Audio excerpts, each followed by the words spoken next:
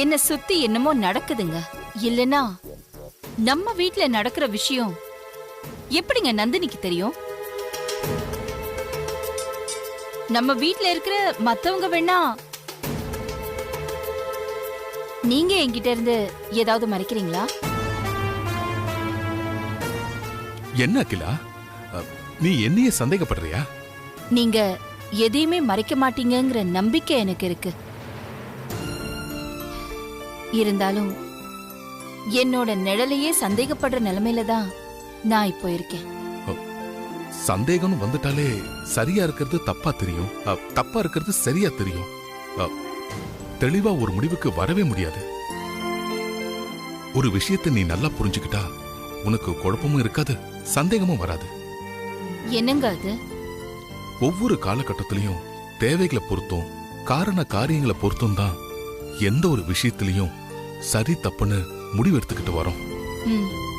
ஒரு காலத்துல நாம சரின்னு நினைச்சு செஞ்சது இப்போ தப்புன்னு தோணலாம், இப்போ தப்புன்னு தெரியறது பின்னால சரின்னு தோணலாம். எந்த ஒரு விஷயத்திலையும் பிளஸ் மைனஸ் இருக்கதான் செய்யும். பிளஸ் அதிகமா இருக்கிற விஷயத்தை எடுத்துக்கிட்டு மைனஸ் அதிகமா இருக்கிற விஷயத்தை ஒதுக்கிடணும். அப்பதான் மனசுக்கு நிம்மதி கிடைக்கும். ஆதிக்கும் பார்வதிக்கும் நடுவுல விதி விளையாடிக்கிட்டு இருக்கு. ஏற்கனவே நான் உங்ககிட்ட சொன்ன மாதிரி அந்த விதிய என் மதியால நான் ஜெயிச்சு காட்டுவேன்.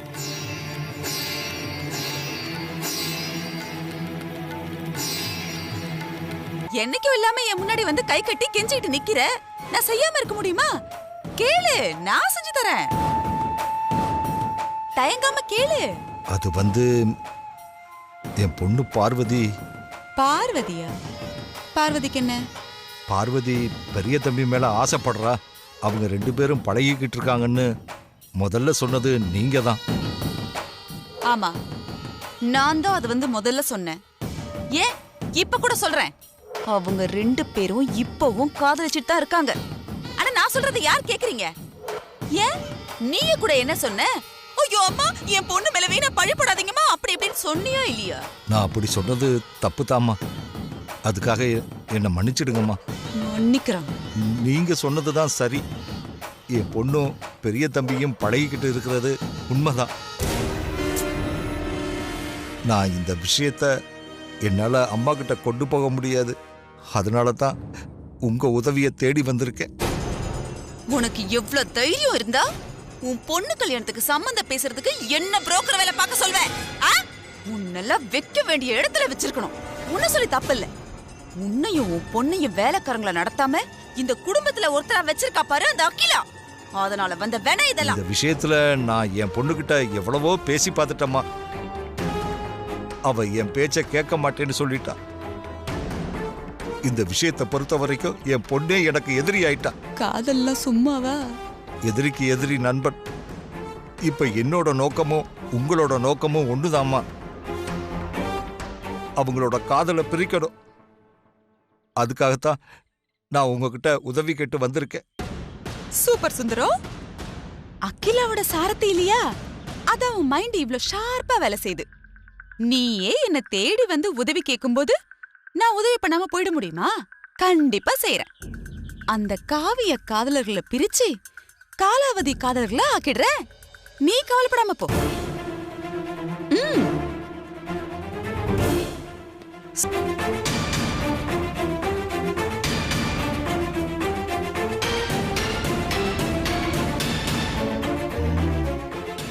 இவ பின்னாடியே போனா அக்காவும் தம்பியும் என்ன பேசிக்கிறாங்கிறத வச்சு உண்மை என்னன்னு நாம தெரிஞ்சுக்கலாம்.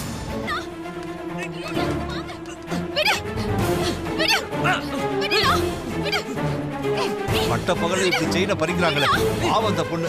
டேய் டேய் நில்றா. டேய் விட்றா அந்த பொண்ணு. கழுத்துல இருக்கிற சாடியை பார்க்கறேன். என்னமாச்சு? ஒன்னும் ஆகல இல்ல? கழுத்துல இருக்க தாடி அறுக்கிறியா?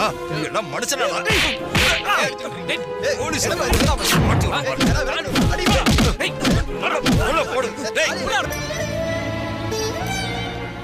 என்னம்மா எதுவும் பேச மாட்டேங்கிற?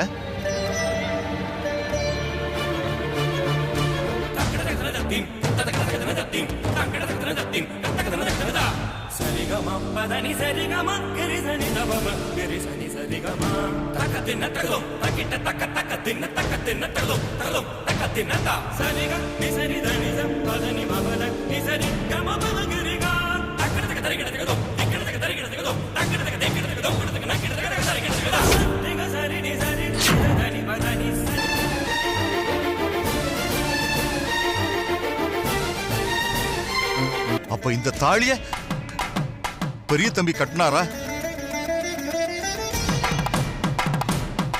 உங்க 2 பேருக்கும் கல்யாணம் ஆயிடுச்சா? எப்ப கட்டின தாலி இது? இத்தனை நாளா தாலிய மறைச்சு வச்சு என்ன ஏமாத்திக்கிட்டு இருந்தியா? உனக்கு எவ்வளவு தைரியம் இருந்திருந்தா இப்படி ஒரு காரியத்தை பண்ணிருப்ப. பெரிய தம்பியா இப்படி ஒரு காரியத்தை பண்ணாரு? அவர் கட்டின தாலியா இது? ஆமாப்பா, பெரிய கட்டின தாலிதான்.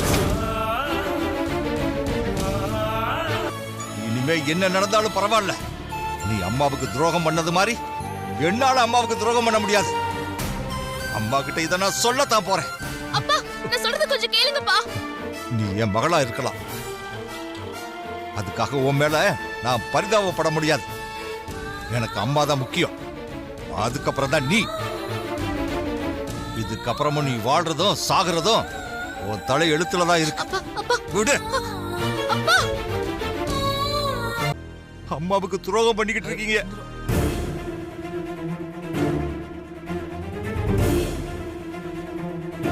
வாடி.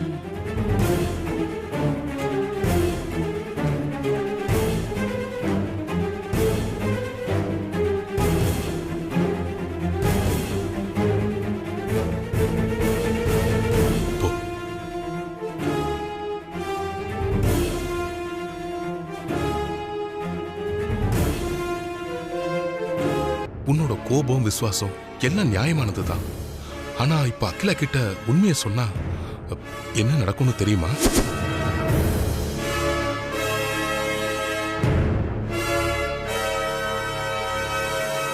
தப்பு பண்ணவங்க தண்டனையை அனுபவிச்சே ஆகணும். என்னால தப்புக்கு துணை போக முடியாது. நான் அம்மா கிட்ட உண்மையை சொல்லியே தீருவேன். தயவு செஞ்சு நாங்க சொல்றது கொஞ்சம் கேளுங்க. அம்மாட்ட உண்மையை சொல்லலாம், ஆனா இப்ப சொல்ல வேண்டாம். ஆமா சுந்தரம், தேவையில்லாம போய் உண்மையை சொல்லி உங்க பொண்ணு வாழ்க்கையை நீங்களே கெடுத்துறாதீங்க. கோவிலுக்கு போகணும்னு சொன்னல, அதுக்கு தான் உன்னை வர சொன்னேன். போலாமா? போகலாமா, ஆனா உங்ககிட்ட ஒண்ணு சொல்லணும்.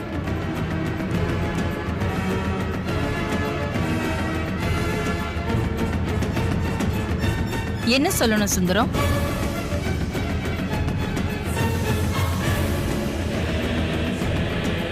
சொல்லு சுந்தரம், கோவிலுக்கு டைம் ஆச்சு. அது வந்துமா,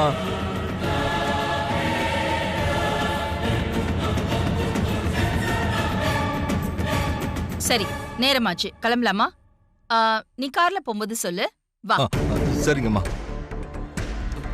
அருண், வேண்டாம், சுந்தரத்தை அம்மாட்ட பேச விடாம அம்மா கிட்ட பிசினஸ் விஷயமா ஏதாவது பேசிட்டே வாங்கப்பா.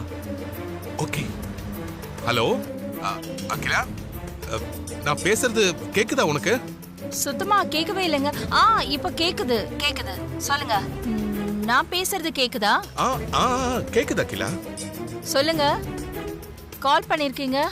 புது ப்ராஜெக்ட் விஷயமா எனக்கு ஒரு டவுட் வந்துச்சு, அதான் உன்கிட்ட கேட்கலான்னு ஃபோன் பண்ணேன். என்ன டவுட்?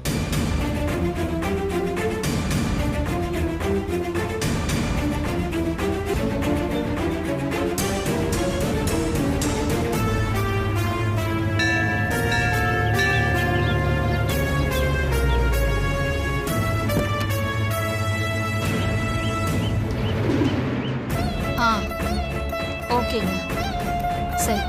நான் கோயிலுக்கு வந்துட்டேங்க. Okay, thank you.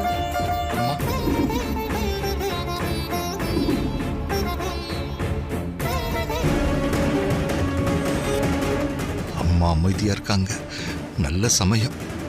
இப்ப எப்படியாவது அம்மா கிட்ட சொல்லிட வேண்டியதுதான்.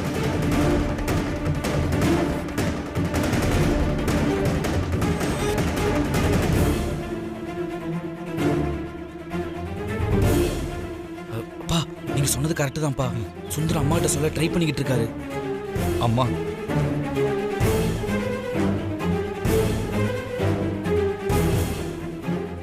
என்ன சுந்தரம்?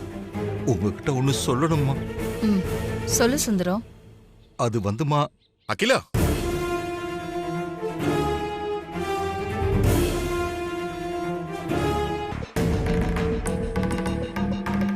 நான் வீட்டுக்கு வந்ததுக்கு அப்புறம் பேசிக்கலாம் இல்லைங்க? அதுக்குள்ள உங்களுக்கு என்ன அவ்வளவு அவசரம்? சுந்தரம், நீ நீ ஏதோ சொல்ல வந்தல்ல, என்னன்னு சொல்லு. என்ன தயங்கிட்டு இருக்க சுந்தரம்? சொல்லு. அது வந்துமா. இப்படி பண்ணிட்டியடா. பெத்தவங்களுக்கு தெரியாம இப்படி ஒரு கல்யாணம் பண்ணிக்க உனக்கு எப்படிடா தைரியம் வந்துச்சு? யாரடா உனக்கு தைரியத்தை கொடுத்தா? உன் மேல நம்பிக்கை வச்சிருந்த உன் பெத்தவங்களுக்கு நீ செஞ்சது பச்சை துரோகம். கல்யாணம்ங்கிறது வாழ்க்கையில ஒரு தடவை தான். அது இந்த உலகத்துக்கு உன்னை கொண்டு வந்த பெத்தவங்களோட சம்மதத்தோட நடக்கணும். காதல மதிக்க தெரிஞ்ச உனக்கு பெத்தவங்க உன் மேல வச்சிருக்கிற பாசத்தை மதிக்க தெரியலையே. கல்யாணம்ங்கிறது வாழ்க்கையோட ஆரம்பம். பெத்தவங்களோட ஆசீர்வாதத்தோட தான் அந்த வாழ்க்கையை நீ தொடங்கணும். அப்படி இல்லாம அவங்க வயிறெறிய நீ இந்த வாழ்க்கைய ஆரம்பிச்சா உன் வாழ்க்கையில நிம்மதி இருக்காது.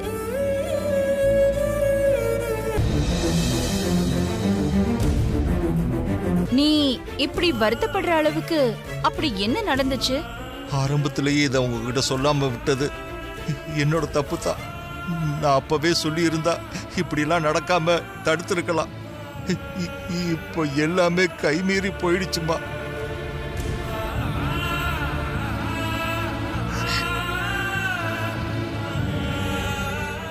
சுந்தரம், வந்ததுல இருந்து அக்கா கேட்டுட்டே இருக்காங்க, நீ பில்டப் மேல பில்டப்பா கொடுத்துக்கிட்டே இருக்க. வந்த விஷயத்த சொல்லு. நான் பேசலக்கா, நீங்களே பேசிக்கோங்க.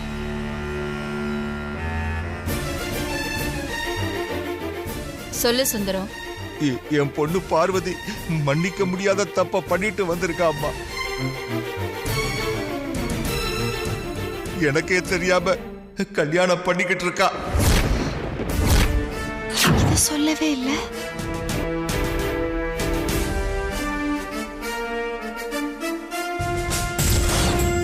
உன்கிட்ட இருந்து நான் இதை கொஞ்சம் கூட எதிர்பார்க்கல. நான் தான் உனக்கு கல்யாணம் பண்ணி வைக்கிறேன்னு சொல்லியிருந்தேன்ல, அப்புறம் எதுக்காக இப்படி எல்லாம் பண்ண? என்ன என் வார்த்தை மேல உனக்கு நம்பிக்கை இல்லாம போச்சா? இந்த கல்யாணம் எப்ப நடந்தது? மாப்பிள்ளை யாரு? அவரு வேற யாரும் இல்லம்மா, நம்ம பெரிய தம்பிதான்.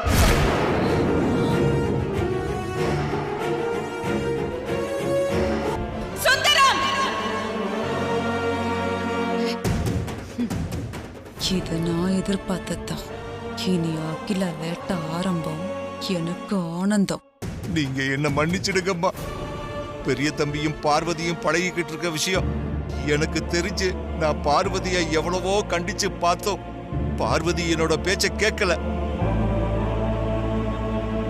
நான் ஊரை விட்டு போனது கூட இதுதாம்மா காரணம்.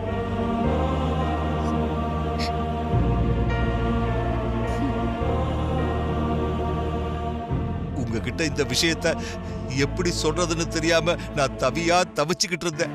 ஆனா இவங்க ரெண்டு பேரும் கல்யாணமே பண்ணிட்டு இருக்காங்கன்ற விஷயம் எனக்கு இன்னைக்கு தாமா தெரிய வந்துச்சு.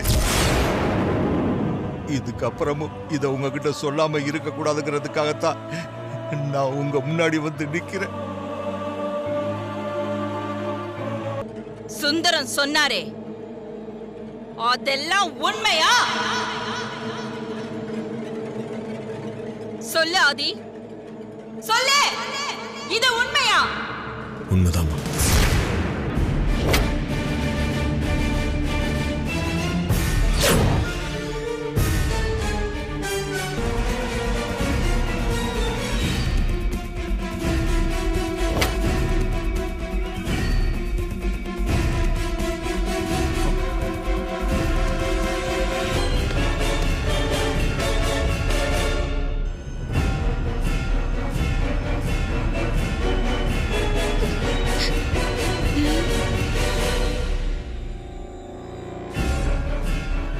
ஆதி, பரம்பரை கௌரவம்னு வந்துட்டா நான் யார் என்னெல்லாம் பார்க்க மாட்டேன்.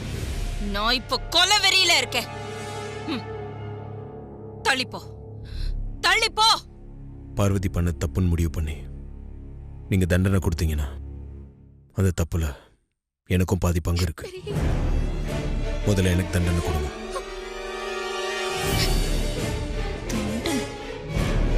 உன்னை தாண்டிதான் நான் பார்வதியை தொடணும்னா நான் முதல்ல உன்னை சுட்டுட்டே அவளை சுடுறேன். திசை முதல்ல. அவசரப்படாத.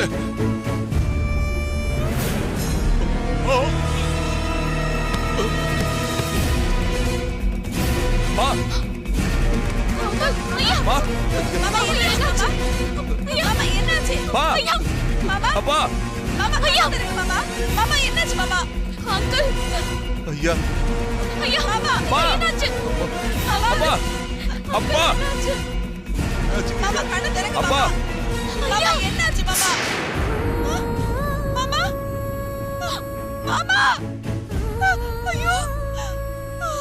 என் புருஷன் சாவுக்கு நானே காரணமாயிட்டேன். இனிமே நான் வாழறதுல அர்த்தம் இல்ல.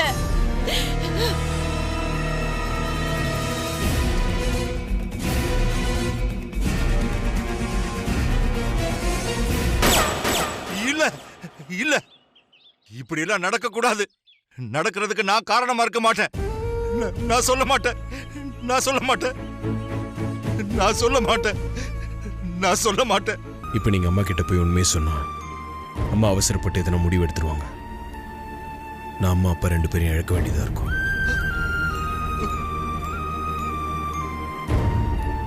தயவு செஞ்சு எங்க அம்மா அப்பாவை என்கிட்ட இருந்து பிரிச்சிடாதீங்க. முதல்ல கையை இறக்குங்க பெரிய தம்பி. அம்மா கிட்ட உண்மையை சொல்ல மாட்டேன்னு சொல்லுங்க.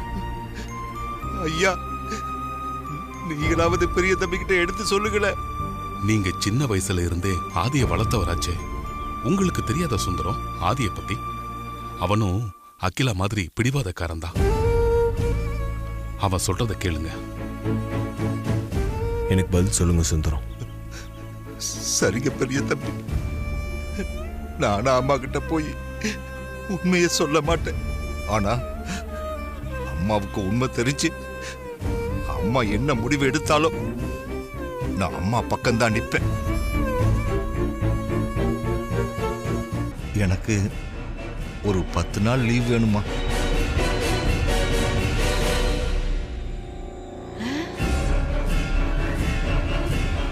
எதுக்கு சுந்தரம் 10 நாள் லீவ் கேக்குற? வெளியூருக்கு எங்கேயாவது போறியா? ஆமாம்மா, காசி ராமேஸ்வரம் போயிட்டு வரலாம்னு இருக்கேன். என்ன திடீர்னு காசி ராமேஸ்வரம்? ஏதாவது விசேஷமா சுந்தரம்? என்னமோ தெரியலம்மா, மனசு ஒரு மாதிரியாவே இருக்கு. ஏதோ கோயில் குளம் புண்ணிய ஸ்தலம்னு போயிட்டு வந்தா மனசுக்கு நல்லா இருக்கும்னு தோணுச்சுமா. தான் நீ சொல்ல வந்தியா? நீ காசி ராமேஸ்வரம் போகணும்னு சொன்னத நான் நம்பிட்டேன்னு நினைச்சியா?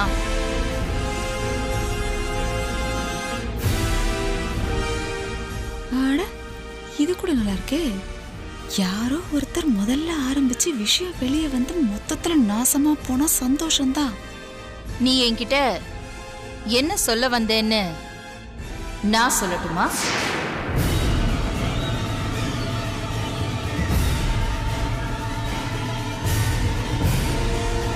நான் பார்வதிக்கு பார்த்து ஃபிக்ஸ் பண்ண போற மாப்பிள மிஸ் ஆகவே கூடாது.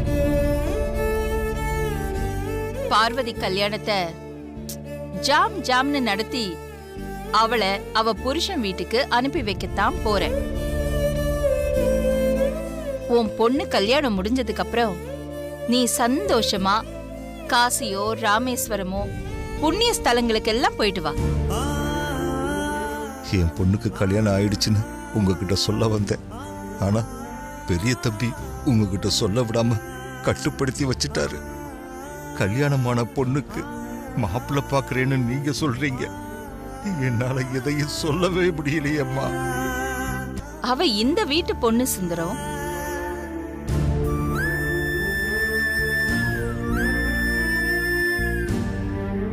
சரிங்கம்மா.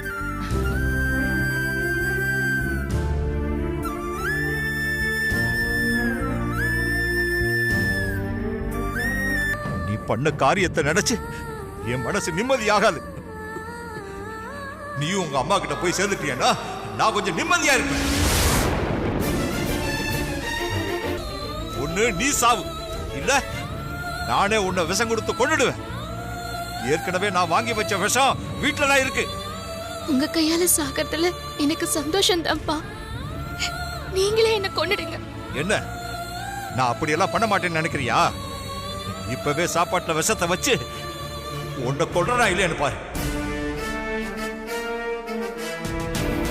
நான் சந்தோஷமா சாப்பிட்டு அம்மா கிட்ட போயிடுறேன். இப்படி எல்லாம் சொன்ன நான் கொடுக்க மாட்டேன்னு நினைச்சுக்கிட்டு இருக்கியா?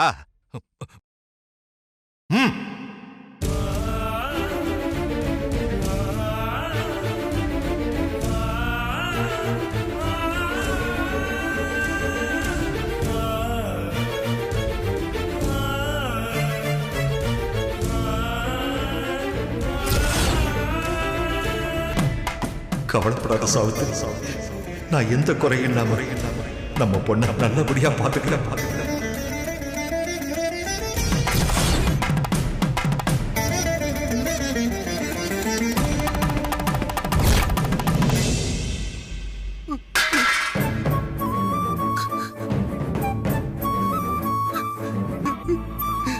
ஒரு பக்கம் உனக்கு நான் கொடுத்த வாக்க காப்பாத்தணும், இன்னொரு பக்கம் நம்ம அகிலாமாவுக்கு நம்பிக்கை துரோகம் பண்ணக்கூடாதுன்னு தவிக்கிறேன். என்னை இப்படி துடிக்க வச்சுட்டாளே பாவி பாவி.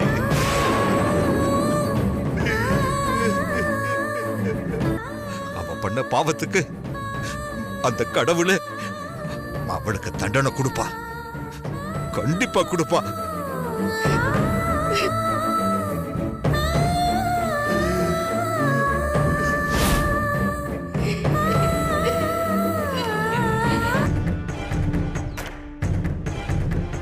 அதுதான் இனிமே நடக்க போகுது ஆண்டி.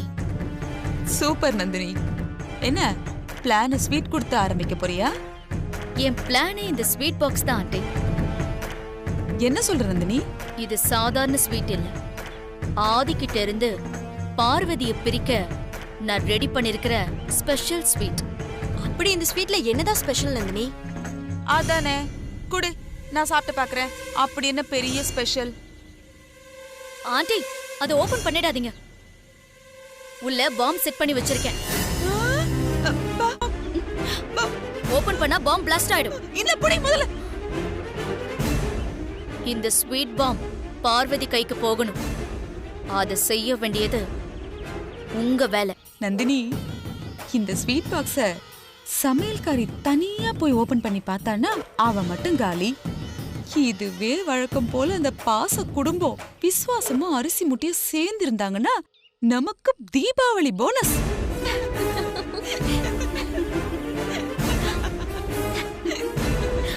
ஆதி கல்யாணம் கிட்டத்தட்ட முடிஞ்ச மாதிரிங்க. பொண்ணு மித்ரா வீட்டோட தான் இருக்கா. ஆனா பார்வதிக்கு மாப்பிள்ள எங்க இருக்கானே தெரியலையே. அது மட்டும் இல்லைங்க, முதல்ல பார்வதிக்கு கல்யாணம் செஞ்சு வச்சு அவளை நல்லபடியா மாப்பிள்ள வீட்டுக்கு அனுப்பி வைக்கணும். அப்பதான் நான் சுந்தரத்துக்கு கொடுத்த வாக்கு நிறைவேறின திருப்தி எனக்கு கிடைக்கும். அதுக்கப்புறம் தான் ஆதி கல்யாணம் நடக்கும். இது எல்லாத்துக்கும் மேல ஆதி பார்வதிக்கு நடுவுல விதி விளையாடுற விளையாட்டை நினைச்சு நான் தினம் தினம் வேதனைப்பட்டுக்கிட்டு இருக்கேன். பார்வதிக்கு ஒரு கல்யாணம் பண்ணி அனுப்பிட்டா விதியோட விளையாட்டுக்கு ஒரு முடிவு கட்டிடலாம். நான் ஹாஸ்பிட்டல்ல இருந்து வந்ததுல இருந்து என்கிட்ட எல்லாரும் ஏதோ ஒரு உண்மைய மறைச்சுக்கிட்டு இருக்காங்க. மத்தவங்க சொல்லிதான் எனக்கு அந்த உண்மை தெரியணும்னு இல்லைங்க. யாரும் சொல்லாமலேயே உண்மை என்னன்னு என்னால தெரிஞ்சுக்க முடியும். ஒருவேளை அகிலாவுக்கு ஆதி ஐசியூல பேசினதெல்லாம் தெரிஞ்சு போச்சா? சுந்தரம் தயங்கி தயங்கி பேசினதுல இருந்தே அவர் மனசுல வேற ஏதோ இருக்குன்னு நான் புரிஞ்சுக்கிட்டேன். இருந்தாலும் நான் அவரை கட்டாயப்படுத்த வேண்டான்னு விட்டுட்டேன். ஆனா ஒண்ணுங்க, எல்லாரும் என்கிட்ட ஏதோ ஒரு உண்மையை மறைக்கிறாங்க. அந்த உண்மை எனக்கு கூடிய சீக்கிரம் தெரியத்தான் போகுது. அந்த உண்மை எனக்கு தெரிய வரும்போது எல்லாருக்கும் மித்ரா, அகிலா வந்து வேலைக்காரங்களுக்கெல்லாம் தீபாவளி கிஃப்ட் கொடுக்கும்போது நீ ஒவ்வொரு பையா என்கிட்ட எடுத்து கொடு. நான் அது மேல ஸ்வீட் பாக்ஸ வச்சு அகிலா கிட்ட கொடுக்கறேன். அப்படியே சமையல்காரியும் வரிசையில வந்து கிஃப்ட் வாங்க வருவா. அப்போ அவளுக்கு இந்த தீபாவளி கிஃப்டோட சேர்த்து நாம வச்சிருக்கிற இந்த ஸ்பெஷல் ஸ்வீட் பாமையும் வச்சு கொடுத்துடணும். Okay aunty. புடி. ஒயிட் கலர் ரிப்பன் கட்டி இருக்கு, கீழே பீனு இனிஷியல் ஒட்டி இருக்கு. பாத்துக்கோ, அகிலா பக்கத்துல அருண், ஐஸ்வர்யா, புருஷோத்தமன் எல்லாரும் இருப்பாங்க. அவங்களுக்கு சந்தேகம் வந்துடக்கூடாது. ஓகே ஆண்டி, முடிச்சிடலாம். வச்சுட்டு எல்லாரையும் வர சொல்லு, கொடுத்துடலாம். உமா போ, எல்லாரையும் வர சொல்லு. சரிங்க அத்தை.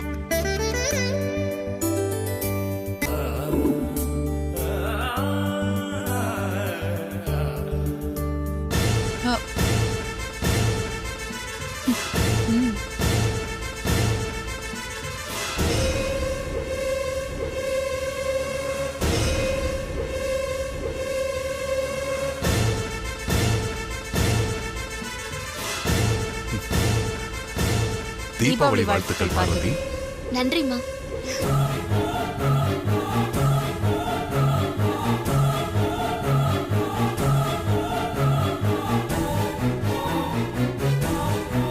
நீங்க 2 பேரும் என்ன சொன்னாலும் அது என் காதுல விழாது. என் மனசு சமாதானம் ஆகாது.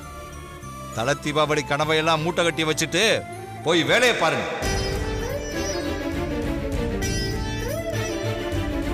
நீங்க 3 பேரை வந்து அப்பா கிட்ட பேசி எப்படியாவது அவரை சமாதானப்படுத்தி பெரியயாவ தல தீபாவளிக்கு கூப்பிட வைக்கணும்.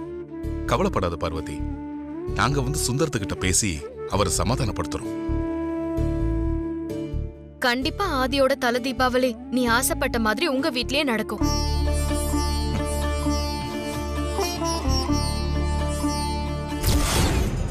நீங்க எல்லாம் எந்த நம்பிக்கையில இப்படி எல்லாம் சொல்றீங்கன்னு எனக்கு புரியல.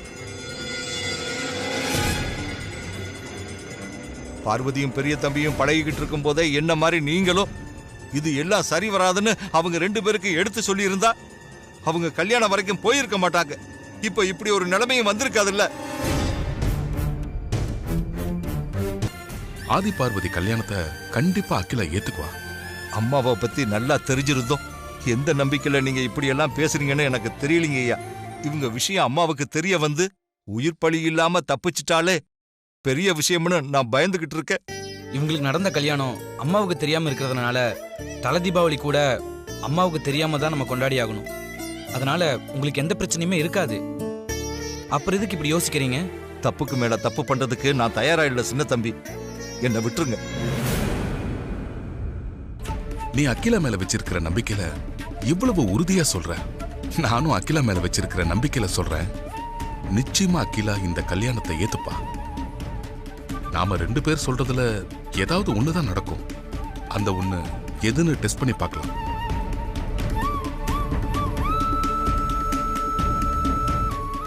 பார்வதிக்கு பிடிச்ச செம்பருத்தி பூ, அப்புறம் ஒரு ரோஜா பூ, 2ஐயும் எடுத்துக்கிட்டு சுந்தரம் அகிலா முன்னாடி போய், நான் மனசுல ஒரு காரியம் நினைச்சிருக்கேன், அதுக்கு சாமி சம்மதம் வேணும்னு சொல்லி அகிலாவை பூவை எடுக்க சொல்லணும். அகிலா பார்வதிக்கு பிடிச்ச செம்பருத்தி பூவை எடுத்தா கண்டிப்பா கல்யாணத்தை ஏத்துக்குவா.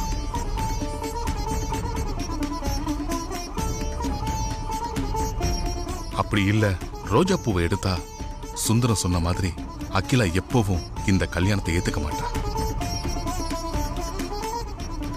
அம்மா ரோஜா பூவை எடுத்துட்டா அதுக்கப்புறம் இந்த விஷயமா என்னை யாரும் கட்டாயப்படுத்தக்கூடாது.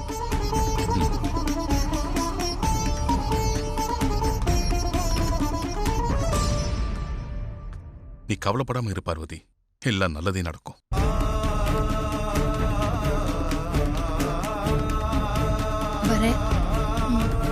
இந்த தீபாவளி உன் வாழ்க்கையில மறக்க முடியாத தீபாவளியா இருக்க போகுது.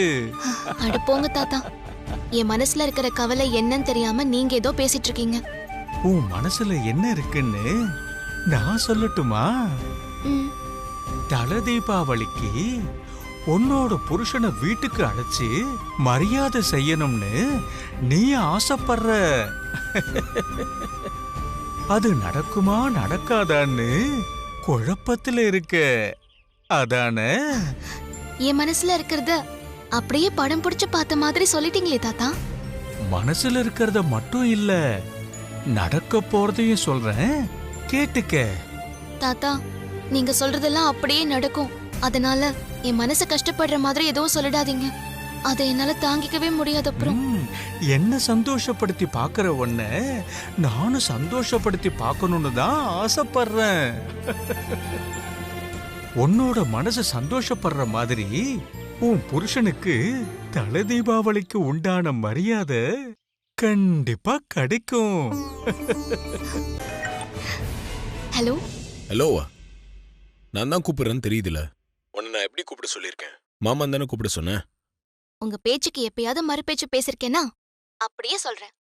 சொல்லுங்க மாமா. என்ன பண்ணிட்டு இருக்க? கோவிலுக்கு போயிட்டு இப்பதான் மாமா வீட்டுக்கு வந்தேன். நினைச்சேன் நீ கோயிலுக்கு போயிட்டு வருவேன்னு. என்ன மாமா சொல்றீங்க? நான் கோவிலுக்கு போயிருப்பேன்னு நீங்க எதுக்காக நினைச்சீங்க? நீ உன் மனசுல இருக்க கவலையை என்கிட்ட கூட சொல்ல மாட்டிய. கோயிலுக்கு போய் சாமி கிட்ட தானே சொல்லுவ. நீங்க சொல்றது கரெக்ட் தான் மாமா. புதுசா கல்யாணம் ஆன எல்லாரும் நாளைக்கு தல தீபாவளி கொண்டாடுவாங்க. நமக்கும் தல தீபாவளி தானே. மற்ற கல்யாணம் ஆனவங்க மாதிரி என்னையும் வீட்டுக்கு கூப்பிட்டு தல தீபாவளி கொண்டாடணும்னு உனக்கும் ஆசை இருக்கும். என் மனசுல இருக்கிறத அப்படியே சொல்லிட்டீங்க மாமா. ஆனா தல தீபாவளி கொண்டாடுற சூழ்நிலை நமக்கு இல்லையேன்னு கவலைப்பட்டு சாமி கிட்ட போய் வேண்டியிருப்ப. சரியா சொன்னீங்க மாமா. கவலைப்படாத, கூடிய சீக்கிரம் எல்லாமே சரியாயிடும். அடுத்த வருஷம் நம்ம தல தீபாவளி சிறப்பா கொண்டாடலாம். ரொம்ப சந்தோஷம் மாமா. ஆனா அடுத்த வருஷம் வரைக்கும் காத்துட்டு இருக்க வேண்டாம். நாளைக்கே நம்ம தல தீபாவளி கொண்டாடுறோம். என்ன சொல்ற? எப்பவும் போல இன்னைக்கும் கோவில் அந்த தாத்தாவை பார்த்தேன். என் மனசுல இருக்கிற கவலையை தெரிஞ்சுக்கிட்டு எல்லாம் நல்லபடியா நடக்கும்னு சொல்லிருக்காரு. தாத்தா சொன்னது எல்லாமே எப்பவுமே நடந்திருக்கு மாமா. அதனால இதுவும் நடக்கும். தல தீபாவளியை நினைச்சு நீ கவலையா இருப்பன்னு உனக்கு கால் பண்ண. ஆனா நீ நம்பிக்கையோட இருக்க. உன்னோட அந்த நம்பிக்கையை பார்க்கும்போது எனக்கு ரொம்ப சந்தோஷமா இருக்கு. சரி, நான் வைக்கிறேன். சரி மாமா. மனசுக்கு முழு சம்மதமில்லாத காரியத்தை செய்யலாமா வேண்டாமான்னு கோயில்ல சாமி முன்னாடி பூ போட்டு பார்த்து முடிவெடுப்பாங்க. என்னோட கோயில் இந்த வீடு தான். நான் கும்பிடுற சாமி நீங்க தான்.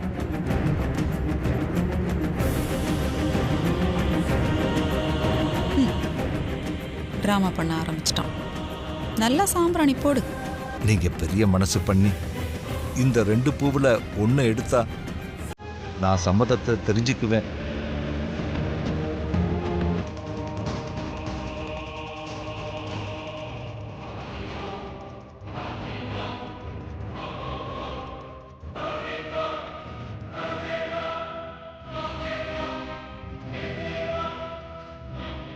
தலை மூழ்கி போற அளவுக்கு பிரச்சனை இருக்கு. பூவை வச்சு விளையாடிட்டு இருக்காங்க.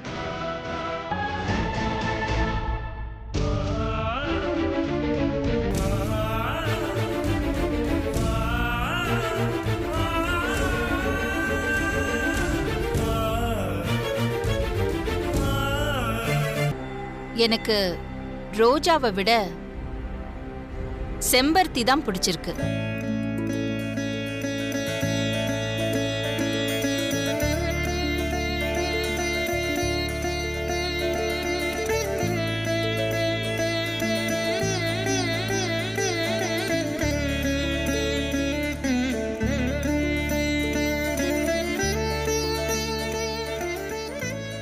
நான் செம்பருத்தி பூவை தான் எடுத்திருக்கேன். அதை பொறுத்து நீ முடிவு பண்ணிக்கோ. நல்லதுமா. கல்யாணமானவங்களுக்கெல்லாம் தல தீபாவளி. தல தீபாவளினா சீர்வரிசையோட முறையா வந்து மாப்பிள்ளைய வீட்டுக்கு அழைச்சிட்டு போகணும். ஆனா இங்கதான் எதுவுமே முறையா நடக்கலையே. அதனால முறையா அழைக்க முடியாத சூழ்நிலை. அதனால தான் நான் தனியா உங்களை தல தீபாவளிக்கு அழைக்க நான் வந்திருக்கேன். தீபாவளிக்கு நம்ம வீட்டுக்கு வாங்க மாப்பிள்ளைன்னு உரிமையோட கூப்பிட சொல்றேன். அப்படிலாம் என்னால உங்களை கூப்பிட முடியாது பெரிய தம்பி. மாப்பிள்ளைன்ற உரிமையோட என்ன நீங்க கூப்பிட்டீங்கன்னா நான் உங்க வீட்டுக்கு வரேன். இந்த வீட்டு எஜமான விசுவாசத்தோட இப்படி தயங்கி தயங்கிலாம் கூப்பிட்டு இருந்தீங்கன்னா நான் வரமாட்டேன். மாப்பிள்ள, தீபாவளிக்கு வீட்டுக்கு வந்துருங்க மாப்பிள்ள. ரொம்ப சந்தோஷமாமா, கண்டிப்பா நான் வரேன்.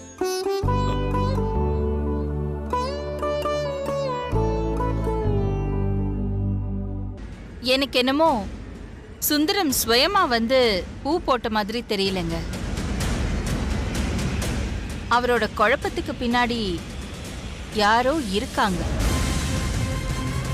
வேற ஏதோ முக்கியமான விஷயத்துக்கு என்னோட சம்மதம் வாங்கறதுக்காக சுந்தரத்தை முன்னாடி அவங்க நிறுத்திருக்காங்கன்னு நினைக்கிறேன். அகிலா கரெக்டா ஸ்கெட்ச் போட்டிருக்காளே, இப்போ என்ன பண்றது? நான் நினைச்சிருந்தா அப்பவே சுந்தரத்துக்கிட்ட கேள்வி மேல கேள்வி கேட்டு உண்மையை வெளியில வர வச்சிருப்பேன். ஆனா அவருக்கு பின்னால யார் யார் இருக்காங்கன்னு எல்லா உண்மையும் எனக்கு முழுசா தெரியணும். அதுக்காக தான் நான் சுந்தரத்தை விட்டு பிடிச்சிருக்கேன். சுந்தரம் பின்னாடி யார் யார் இருக்காங்கன்னு கூடிய சீக்கிரம் நான் கண்டுபிடிக்கிறேன்.